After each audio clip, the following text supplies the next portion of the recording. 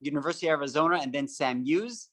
And this was just this synagogue just planted on, and we have no parking here as well.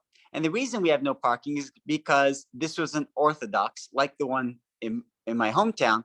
This is an Orthodox synagogue, which means that its members typically would keep Shabbos, observe Shabbos, and that includes not driving to shul, to synagogue on Shabbos, rather walking. So when they built it, they're like, why do we need a parking lot? But I'm sure they didn't even think about the weekday, because in the weekdays we do drive our car, and it would be nice to have parking, but we don't, because it's just houses all around. My point of telling you this is that I doubt you'll find two synagogues that are alike. Each synagogue has its character, not only its members that shape its character, but each synagogue is built in a different way that influences how it looks and how it feels. But there are still things that you'll find. There are still things you'll find in every synagogue, and that you'll easily identify it wherever you walk in, if you ever walk in. And I'll take you through a tour of our synagogue here, and I'll point out the things that are common and things that are uncommon. And if you have any questions along the way, unmute yourself. I'm sure that's a possibility, and I'll be happy to answer, take questions or rebuttals. I don't know. We'll see. All right, so let's start here. Let's start from outside, okay? I'm walking out, and I'll give you a sense of how warm it is in Tucson. I'm gonna get you guys jealous. It's literally sunny. On Saturday we had some rain. Rain down here, but on the mountains there was snow. So right now I'm outside the synagogue. This synagogue was built in 1948. 1948. So here's the original structure. And then you see on this side, this was already a hall that was added with time as a social hall for events to happen, other functions, like after services, we have something called the Kiddush, where people sit and eat together. So that was added with time, and but the original structure remains. 1948 is not that old, especially if you compare it to really old synagogues in let's say Rhode Island and Savannah, Georgia, and other spaces. Canada too has some pretty old ones built by those that came from Europe. But this is the oldest Orthodox synagogue in Tucson. Tucson has something very old Reform temple, a conservative one as well. And the story goes that there was a group of a bit more devout and observant members at the conservative temple, and they were a bit more strict on how they were observing religion. And some wealthy members of that congregation were annoyed with these folks who wanted things to be a bit more traditional. So they bound together and they built them this synagogue, and to tell them to bug off. Here's your place to do whatever you want. Leave us alone. So they built them this synagogue. You see, it's right on the corner. It's on the corner of Tucson and 4th Street. So this is right in the SAMU's neighborhood. Right ahead of us is a very popular park called Himmel Park. And I'm taking you to the side to show you something that you'll typically find on every Jewish structure and synagogue. That's the Star of David, universal Jewish sign. And the synagogue is here. We're walking by the cactus. Just have to make sure not to touch it. Kids like playing ball and seeing how their little ball gets stuck on the top or on the sides of it. It's here, you see, we have We have a few saguaros. Here in Arizona, you can't, here are the saguaros. Here in Arizona, you can't cut one down on your own.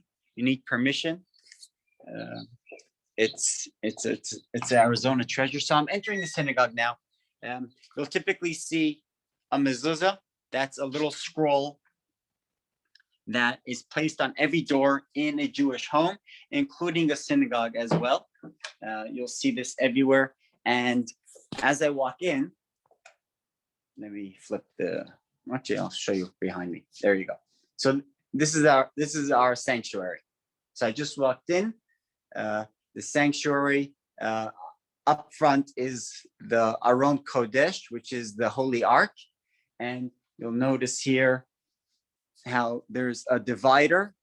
You'll typically find this in every Orthodox synagogue, a divider between men and the women section. So you have this right behind. And what you'll notice, let me flip the screen so it'll be easier for you. All right, here. So this is the synagogue. There are some things that must be in a synagogue and some things that are added by members on their own. What you'll find in every synagogue is right up front, the Aron Kodesh, the Holy Ark. And that is where the Torah Scrolls are placed. The Torah Scrolls are the 5 books of Moses. We call it simply the Torah or the Torah Scroll, but typically we'll call it the Torah. The Torah could also mean everything that is taught from or derived from the Torah. And the Torah is taken out of the Ark on Monday, Thursday, every Saturday, every Shabbat, and Jewish holidays, we read the Torah. We take it out. It'll typically come down the aisle here and come onto this structure, which is called the Bema, B-I-M-A. The Bema is a little elevated stage, as you could see, and that is where the Torah is read. You'll have one person at the right, one person at the left, giving it honor as in protecting it. You'll have the person reading the Torah on the left, and a person honored with reciting the blessings for each portion on the right. So here you have a book, for example, it's called Tikkun Korim. It's a printout of the letters that are written in the Torah. So this is how it appears in the Torah scroll. And on the right, you'll see the difference. One has vowels and one doesn't. So the Torah itself doesn't have any vowels, or Hebrew it's called nikudot.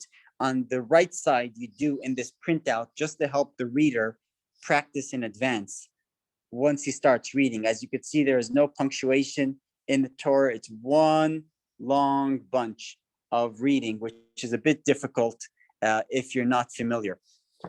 So you have the Ark, you have the Bema, and then you see that little stand here. This is called the Chazan, the cantor space. This is where the cantor will stand and pray from and lead the congregation in praying. It doesn't have to be a rabbi leading it.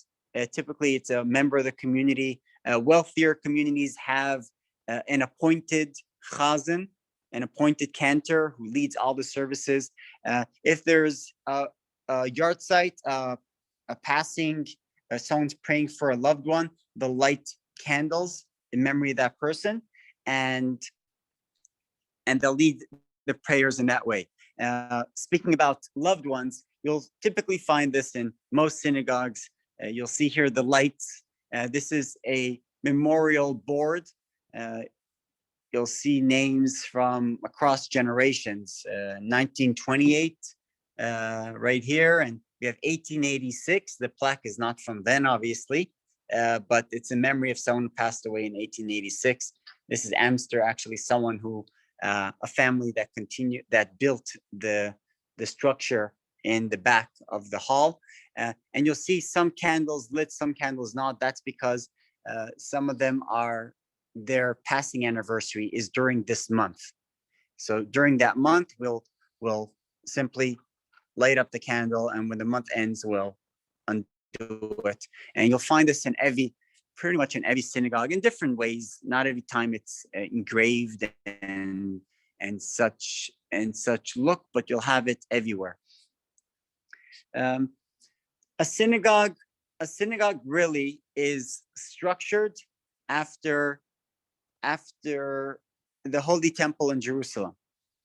The Holy Temple in Jerusalem is called the Bet HaMikdash, which stood in Jerusalem. Today, you'll recognize the area as the Temple Mount and the Western Wall. But back in the day, there stood their actual temple where there was service there. There was the high priest who led the service there, and you had all these different structures inside of the high priest leading that service in the temple.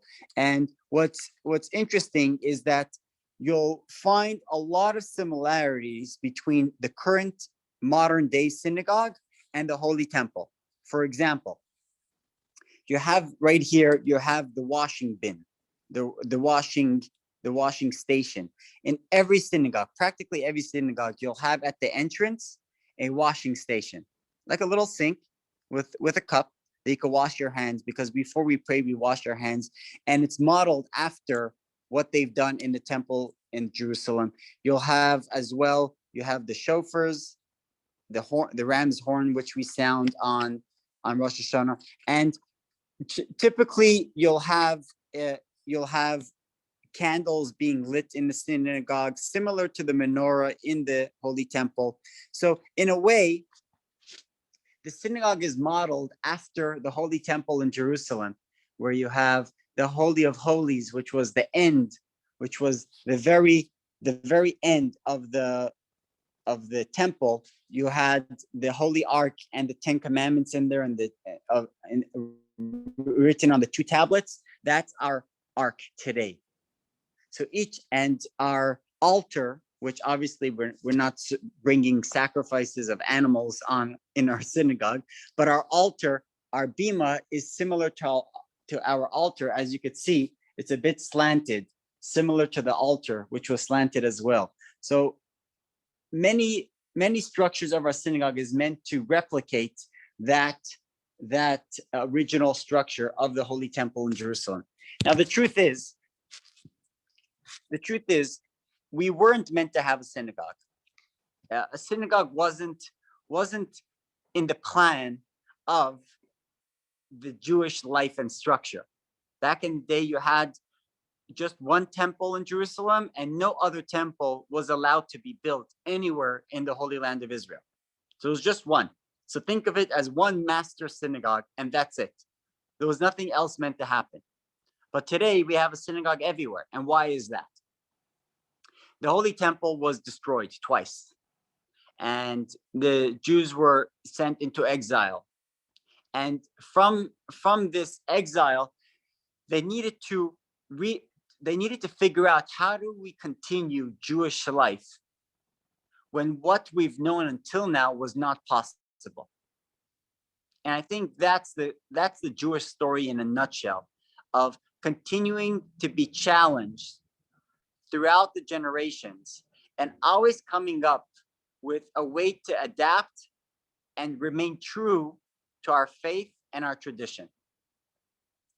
And I think that's something that these days, as we all face societal challenges, health challenges, it's a reminder that we could always adapt. Just because we've been used to doing something and now it's different doesn't mean we should give it all up.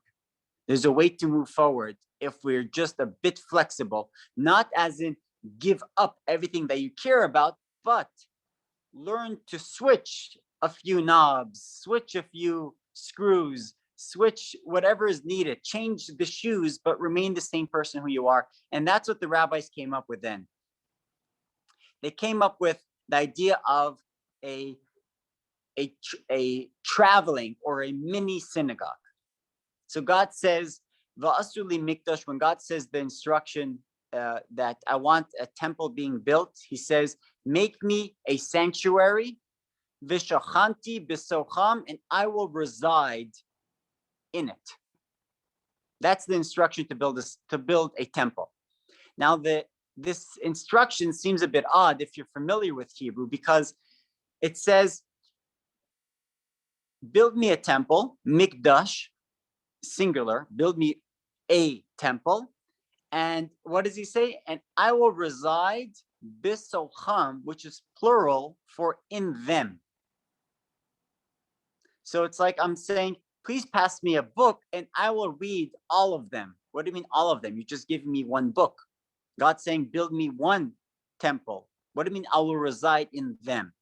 And here we have the instruction that if this one temple doesn't exist, we are now able to build others, smaller ones, around the world, wherever we need. And wherever Jewish people went, they created a synagogue to pray. It's not that you need a synagogue in order to pray. You could pray anywhere you want, anywhere. I mean, not anywhere, not a place of dirt or a restroom, obviously. But you could pray anywhere in the world. You don't need a synagogue, but a synagogue has a holiness to it because this is the designated spot for prayer. And the moment you have a designated spot, this spot carries with it a holiness that cannot be ignored. So we try to gather in the synagogue 3 times a day. This past year has obviously been super challenging for synagogues and, for that matter, all houses of worship around the world. And each one learned to adapt and move on. But this certainly wasn't the first challenge the Jewish community has been faced with. Our synagogues have been shut down throughout the ages. In fact, my great-grandfather was raised in Soviet Russia. He helped run an underground network of synagogues in people's basements, with no windows. And when they would be caught by the KGB or their former version, the NKVD, they were jailed. In fact, my grandfather ended up dying in Siberian exile because of his faith, his dedication to faith and keeping these underground synagogues and Jewish schools alive. So we try to come to synagogue often. I can't say that synagogues are popular. I think houses of worship in general are suffering some kind of decline.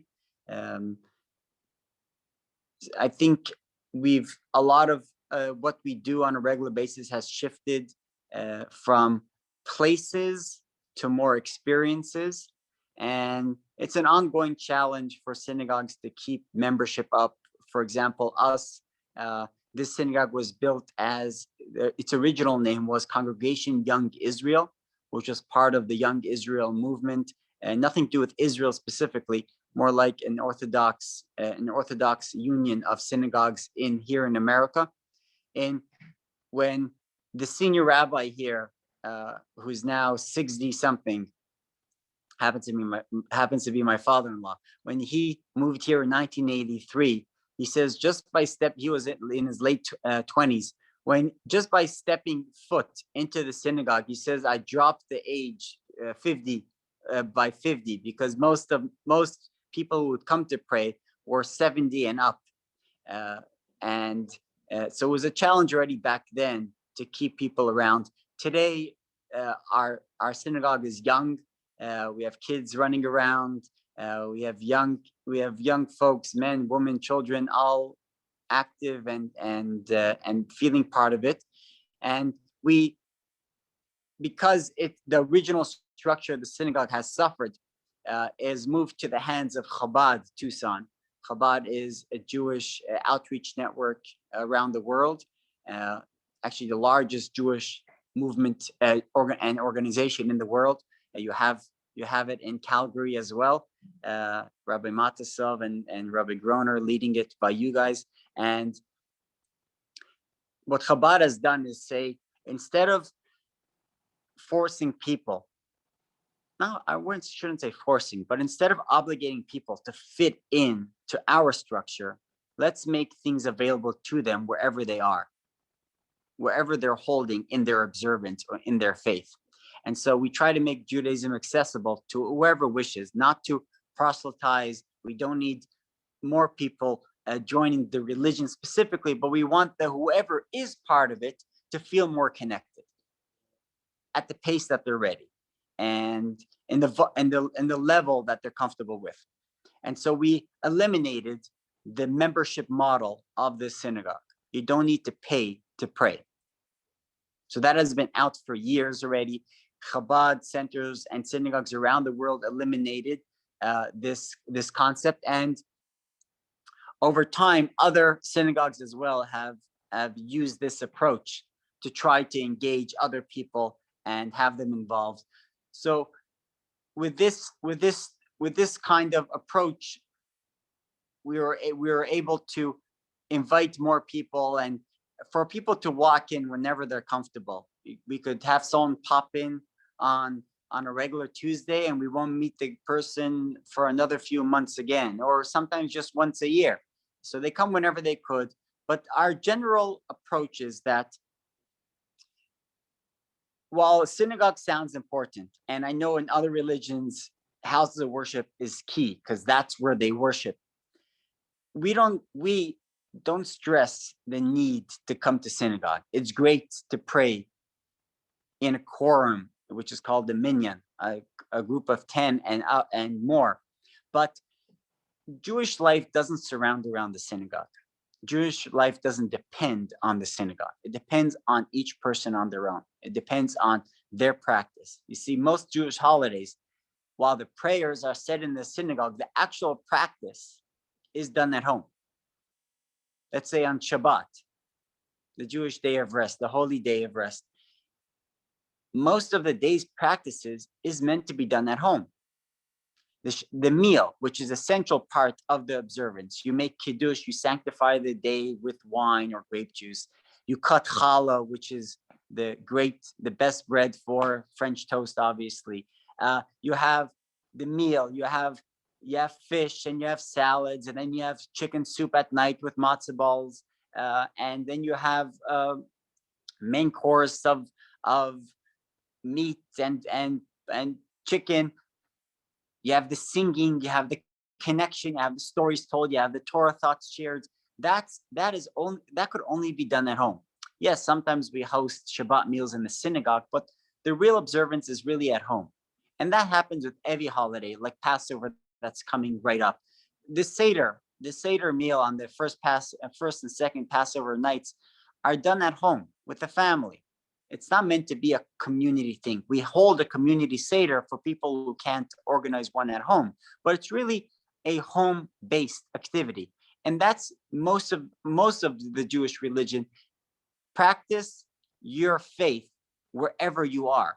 It's not dependent on walking into a synagogue. The thought of past generations was that I'm Jewish when I walk into the synagogue. I'll put on my yarmulke on my head. All right, now I'm Jewish. Let me give my token few minutes to God, and when I'm out, I'm done being Jewish. That's it. Now I'm a Canadian. Now I'm a citizen of the world. Whatever it is, but Jewish teaches us that we're meant to be faithful in whatever we're involved with, wherever we go, and running your business honestly is as important as praying, if not more. And treating your parents with honor is as important as opening or touching or kissing the Torah, if not more. Actually, it is more important than that. So the way you conduct your life, that is the key.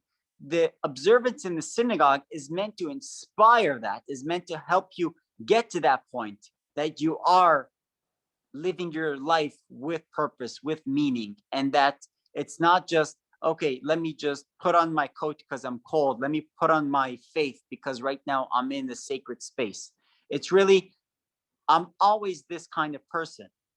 And that's why the way I treat others, the way I interact with others, the way I conduct myself, whether it's with other people or alone, is meant to be in a pious, God-fearing way.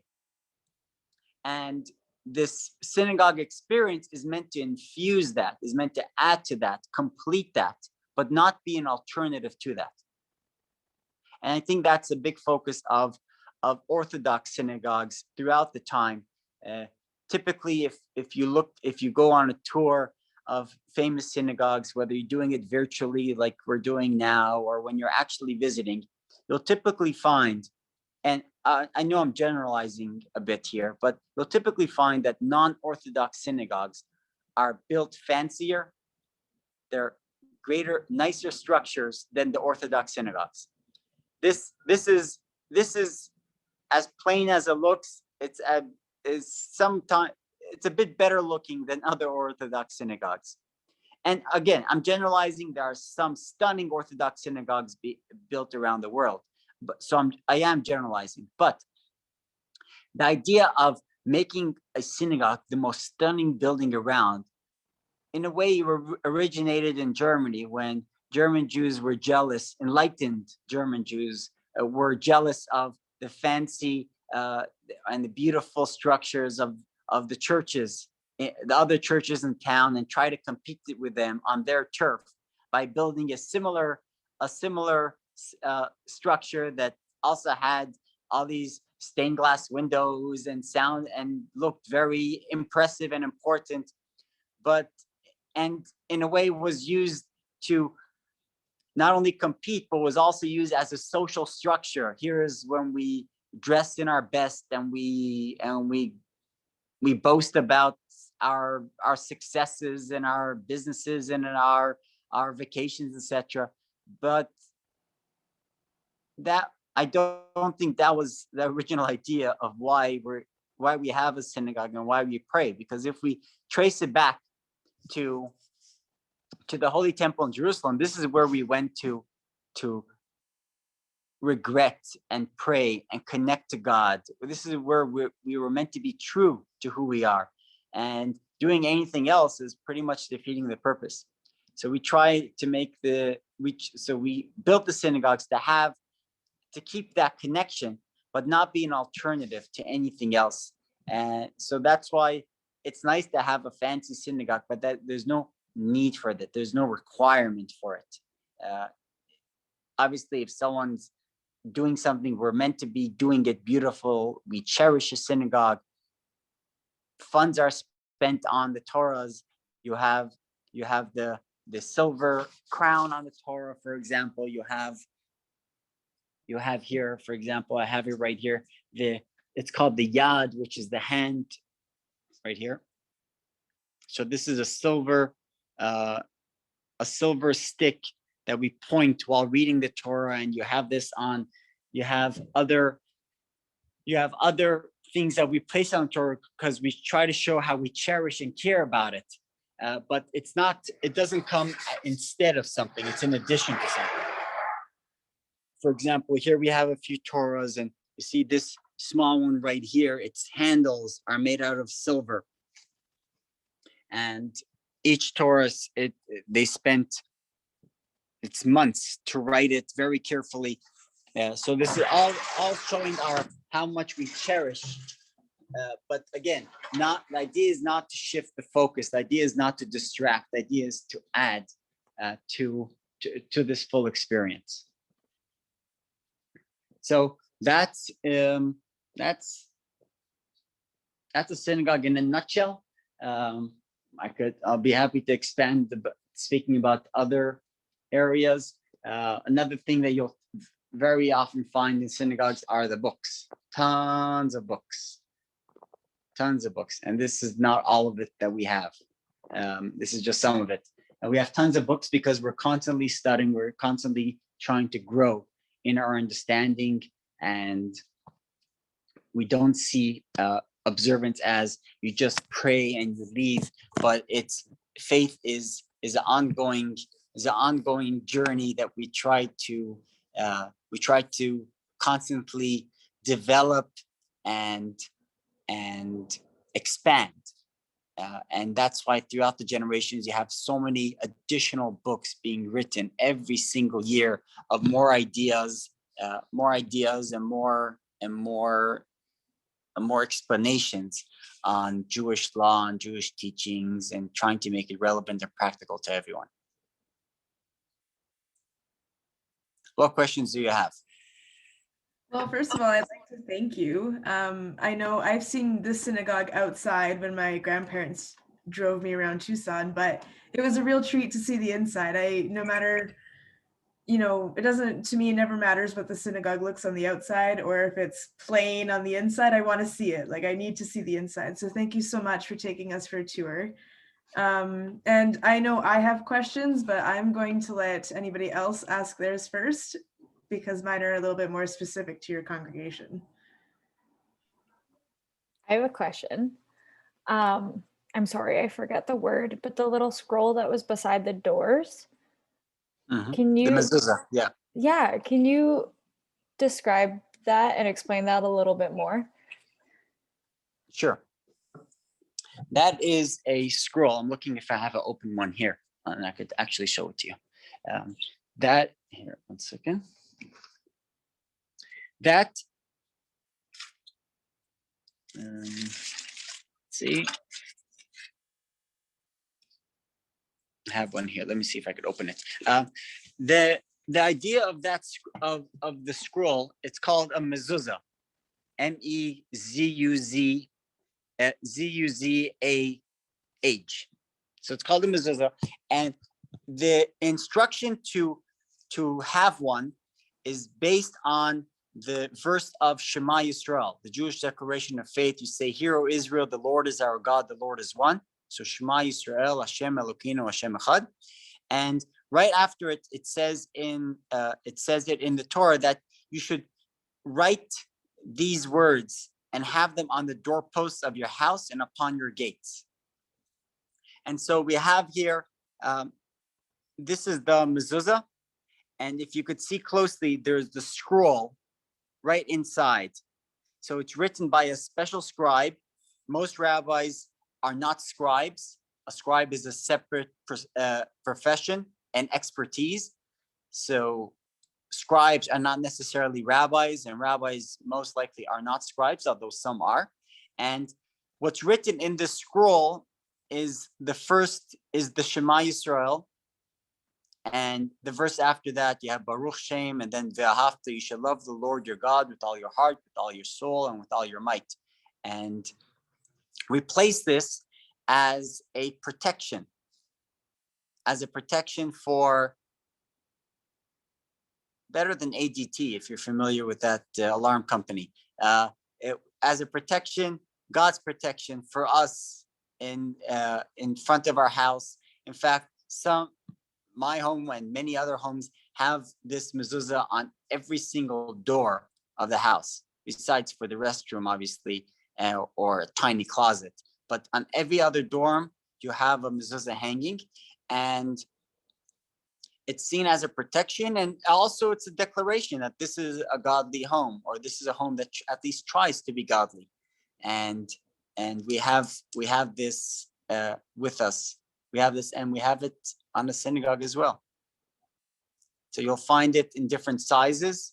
You have huge ones, which could cost $200, and you have small ones, which would cost $40.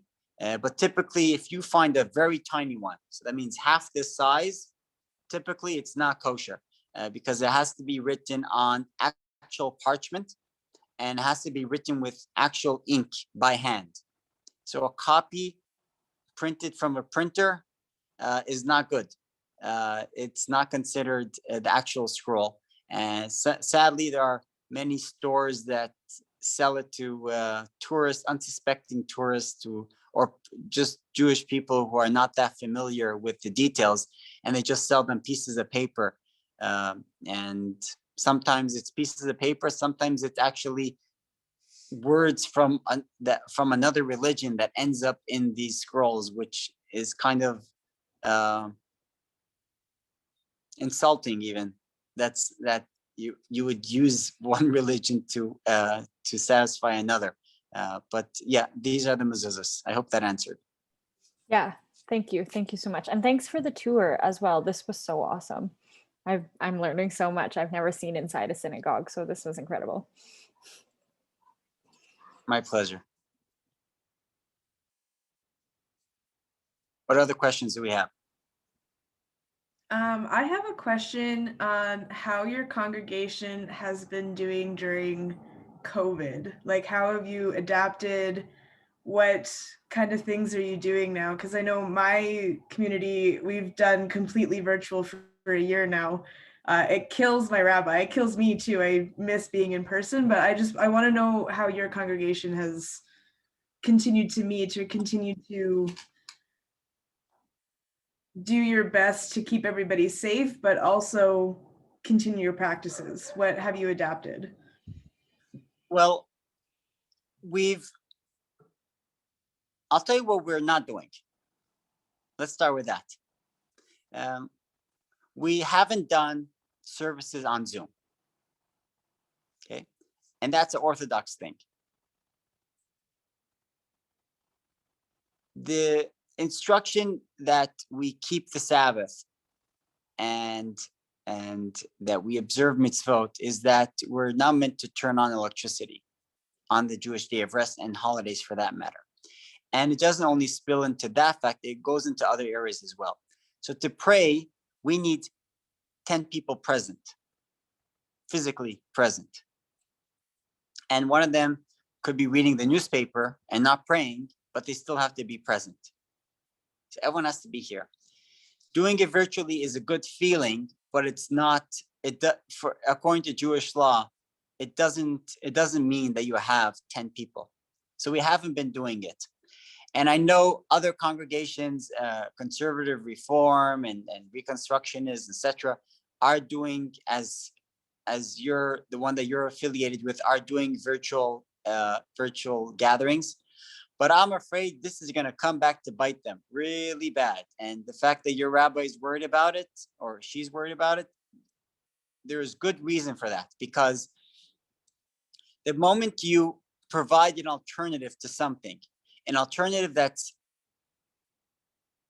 viable, then to come back to the synagogue just because it feels good doesn't justify having these large structures, buildings and payments and bills to pay just to make you feel good. I mean, you could gather in a park and pray together. That's also valid prayer if you're together. And you could have temporary structures, and you could have a shared event space where you come and pray the same way there is shared office space. So it's a very slippery slope. And I think many congregations that have been doing virtual events are going to have a hard time reopening when they're ready to reopen, because I'll just continue to pray from my couch. It's way more comfortable. I have my dog with me, so it's perfect. I mean, why go out and schlep? Why go out and do this and go out and work hard and get dressed, etc., and drive over sometimes far away to pray? It's going to be a challenge. So here's what we've been doing. We haven't been doing virtual services, but we've been doing virtual classes. Actually, my classes have grown now that it's virtual. In the last, I've been giving a course about the end of life. Now just concluded 6 weeks. It was called Journey of the Soul. We're talking about the afterlife and heaven and hell and interesting topics, of course. And because it was virtual, I was able to have like a good, how much was it? 65 people at the class. And there are people from Jerusalem, New Jersey, Florida, California. It was wonderful to have other people being able to participate. So classes have been virtual. Services have not been virtual, but we've already been gathering at the synagogue for over a half a year now. We've been open, and obviously people kept their distance. People had kept their masks on. Families sat together, so it was fair. I can't say we went back to the numbers that we used to have. Certainly not, but people know that whenever they're ready, they could just pop in. There's no reservation needed. You just have to feel comfortable. And for holidays, we've been trying to adopt. Let's say the last holiday of Purim, Purim. which celebrates the salvation of the Jewish people during in ancient Persia. We had a celebration outside. We went outdoors and we had chairs. People were comfortable sitting outside. They had masks on, but we had fun. We celebrated, and it's working. It's working. But because we haven't met each other for a while, we also ramped up our personal visits, not to go into someone's home, but let's say before Shabbos, we send out challah to many community members. We rotate who we send to. Before Jewish holidays, we send out these box. So we had Rosh Hashanah in a box, we called it. And we had, for Rosh Hashanah, we gave them the special prayer book. It's called the Machzor. It's not the regular prayer book. It's a separate one. So we put that in the box. We had honey cake in there, which we traditionally eat on that day, honey and an apple. We even threw in a shofar for people to sound the shofar in their own home. So each one got a box home. I think we gave out like 40 boxes for families. And later on, they returned the prayer books if they didn't have one at home. And we did the same for other holidays. Let's say for Passover this year, we're gonna give out matzah. We have these packages where for some people who can't afford it and some people who can't cook, we have 8 ready meals that they could just put it in the oven and the microwave, warm up, and they have a kosher for Passover meal throughout the holiday, a box of matzahs, a bottle of grape juice, and whatever they need for the holiday. And we have catered meals that we're doing. So we try to bring the experience to their homes when we know that they have difficulty in facilitating it on their own. And people have been loving it, but I hope that we'll continue these deliveries, of course, but I hope we get back together. Like one event that we really missed being with other people was called the Mega Challah Bake. We have on a regular year, we have 350 women and girls coming together in this huge big hall, and we provide each one a stainless steel bowl, flour, water, sugar, salt, yeast, whatever they need to bake challah. So at this big event, it's a 2-hour event. They all knead the challah together. They braid it together. They have a buffet and eating all these types of challahs. Like, let me think of the challahs that we served. Chunky Monkey cinnamon challah, and you have garlic challah, onion challah, chocolate chip challah. Name it, we had it at one year. We even had pink challah one year. Like just a wonderful buffet that they enjoy, and it's a celebration of the empowerment of Jewish women as they celebrate Shabbos, which was given for the Jewish women. Men enjoy it as well. We enjoy the meals that are available on Shabbos, but the mitzvah, the commandment of lighting Shabbat candles was given to the Jewish woman. So we celebrate that. So this year, we couldn't do that, obviously. So we had it online. And we had like 150 people joining online, and each one got a box with all the ingredients they needed. They got a box to their home, and they made the challah at home, and they baked it at home, and they enjoyed it at home. So we hope to continue balancing between the two. And again, all back to that same point of trying to inspire people to fill their own life with purpose and meaning and spirituality at their pace. So to answer your question, that's some of what we've been doing. Thank you. That's a good answer. Does anybody else have any questions? I'm sorry, when do you do this, the challah bake? What time of year do you do that? We do it in September, typically, right before Rosh Hashanah. Very cool. I'm just like thinking with Rabbi Groner and Danielle, and I'm like, this could be a faith and spirituality center event, because this sounds like it's so much fun and brings a lot of people together, and celebrating around food is something I very much miss. And I think Yes. that's such a good idea. Yeah. That's very creative. Yeah, it's a unifying event. And what's interesting is that most people that attend this event are not regulars or never step foot in my synagogue. Like, and we don't expect them to, and we don't ask them to, and we're totally cool with that. I mean, like, celebrate on wherever you are, wherever you're holding, and we're just happy that we're able to inspire their Shabbat with this celebration. Yeah.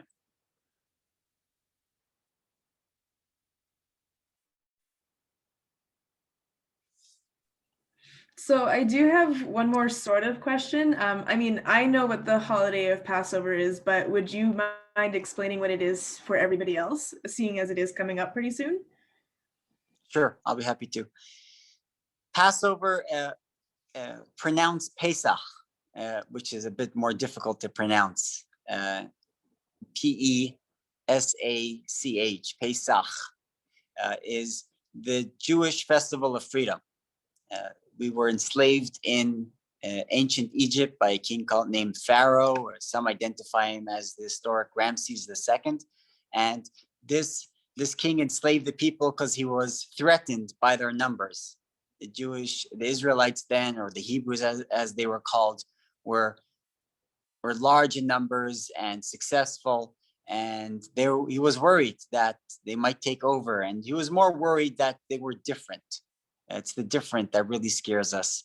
And they were different. They weren't similar to us. They weren't practicing like us. They weren't worshiping the same gods that we were worshiping. And that felt like a threat, although it wasn't. And the Jewish people had no intent of taking him over or ruling the country. And in fact, after years of slavery, and God indeed delivered the people from his hands and split the Red Sea for them and gave them the Torah and brought them to the Holy Land of Israel, even while they were powerful, so to speak, they didn't go back to conquer the country. All they did is leave. We're not looking to change you. We're just looking to be who we are. And that's what happened. And we celebrate the freedom that God granted us with this annual 8-day holiday where we don't eat bread or anything leavened. So anything that has risen, any flour that has risen, we don't eat. And there's a special food called a special cracker called matzah, or a bread called matzah, which is a round or a square cracker. It's an acquired taste, let's be honest. Some people love it, and some people can't stand it. Today you have different varieties like whole wheat matzah. You even have oat matzah, which I think does not taste well. But I prefer the whole wheat, actually, because it gives it a bit more flavor than the regular white flour. And we celebrate this time with eating matzah and having a Seder meal on 2 nights, and spending the rest of the days with family and some prayers and celebrations. And it's more than just, all right, we were slaves and now we're free, so let's party. There's more than that to it, because when God gave us freedom, he didn't say, all right, you're now free to do whatever you want. As in, I was until now chained and accountable to someone, and now I'm free and could just go wild. God said, you're free from them, but you're still accountable to me. And the idea is that we're never free of obligation. We're free to be who we are, but that doesn't mean that we're able to just disperse from any responsibilities that we have. As citizens of the world, we're accountable. We have to drive within the lane of the car. You could say, well, I want to be free. I want to drive the car however I want. I want to zigzag today. Well, that is not a possibility, because the moment you do that, you're causing harm to yourself and to others. So God's idea is that I'm freeing you from slavery, but I'm not freeing you from purpose, from obligations, from responsibilities. And so right after the Jewish people leave from Egypt, God gives them the Torah, which is a roadmap for life and instructions on how to live life to the best way possible, to the most ideal way. So they get the instructions of the Torah, and with that, they carry on. So every Passover, what we celebrate is the idea of being free. Being free means being free from societal demands, being free or releasing ourselves from restrictions that we have placed on ourselves over time, and being free, freeing our mind from worries and freeing our hearts from sorrow.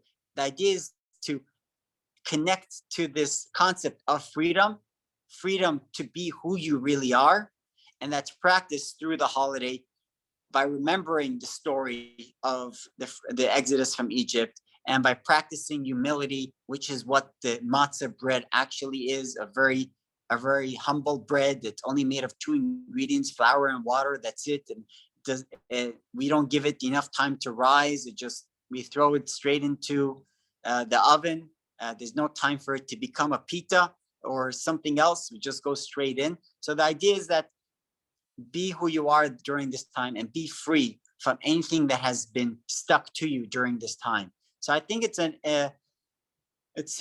empowering holiday if you connect to its real ideals, and it's also fun. It's a lot of fun to be obviously with family, and on a regular year to be with friends, and we take trips during this time, and there's lots of drinking wine, so that always helps to have a good time.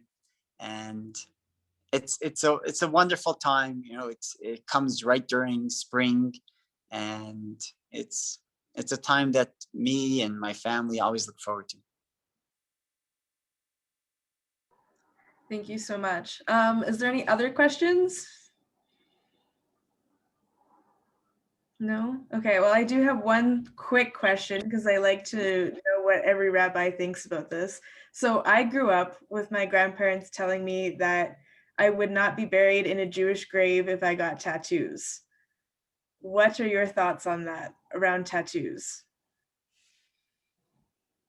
Well, in a word to reply to what your grandparents told you, the answer is nonsense. Really, it's a myth. It was practiced at a few Jewish communities to scare people off from having tattoos, because the Torah itself does not like tattoos, and more than not like, it forbids tattoos. And some communities trying to make sure that members of their community did not put tattoos on themselves, said, all right, our new rule here would be that if you have it, you won't be buried. But nonsense, as in it's not practiced anywhere that I know. So if you're worried about being buried, I assure you that here by us in Tucson, we will save you a spot after you're 120 and live a wonderful life.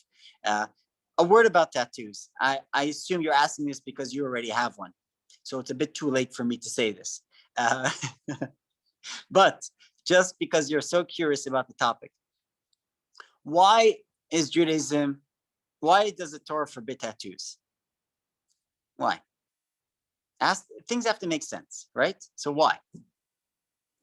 From what I can remember, isn't it because like the body is sacred and you shouldn't like add on to it, I guess? Great. We don't see Jewish tradition doesn't see ourselves as owners of our bodies. That might seem like an odd concept to whoever's not familiar with it, but we're custodians of our bodies. We're not owners of our bodies. Our bodies and our lives are given to us as a gift. We have a godly soul within us, a godly spark within us, and that gives us life. That is our soul, the neshama.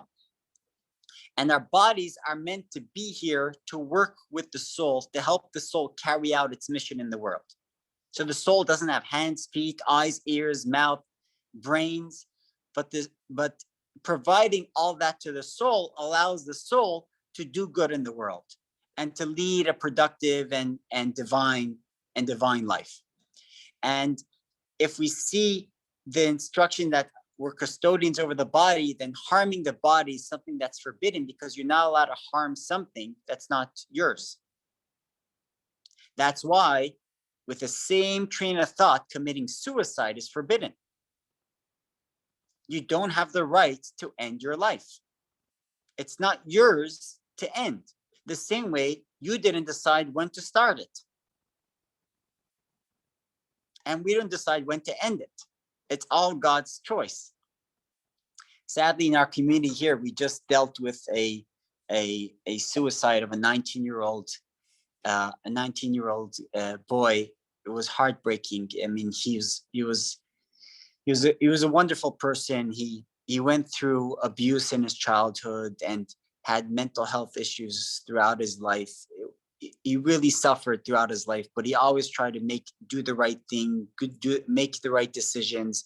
In fact, he worked in order to help support his single mom and his twin sister. Like, he used to hand out newspapers in the early morning hours to the front doors, drove around and did that. And he just did that to support his mom and his sister. Just a wonderful person. And he went through real tough times, and he sadly ended his life just last week. It was really difficult for us all here in town. And of course, while I was sitting with the family and they were grieving, and they're like, is it not Jewish tradition that you don't bury someone who committed suicide? And that is actually a true instruction. That's not that tattoo myth. This is real. And I told them, yes, that is true, that someone who commits suicide should not be buried in a Jewish cemetery, because that's the ultimate desecration of God. You're taking if each person represents God in the world, if you have a godly soul within you, then you are God's ambassador in the world. And each one, like an ambassador, there's an ambassador to Turkey, there's an ambassador to the Czech Republic, there's an ambassador to Russia, right? So you're an ambassador to Calgary, and I'm an ambassador here in Tucson. Each one's an ambassador of God and meant to do their mission. The moment someone takes their lives, then you're saying, God, I ended your ambassadorship, and we don't have the right to do that. So the loss of a soul is really a desecration of God. And that's why they're not buried in the cemetery. But in this case, and not just in this case, what we commonly say today, and this is what I told them, is that your son will be buried in a Jewish cemetery. And we did bury him in our cemetery here. We have 3 Jewish sections in town. And the reason why we bury is because we are certain, without a shred of a doubt, that when this person took his life, there was a moment, the very last moment, I don't know if it was 2 seconds or 1 second before or 5 seconds before, while he was battling for his life, that he regretted what he's done. That he thought about his mother, he thought about his twin sister, and said, I shouldn't have done this. I could have given this another shot. But many times it's too late.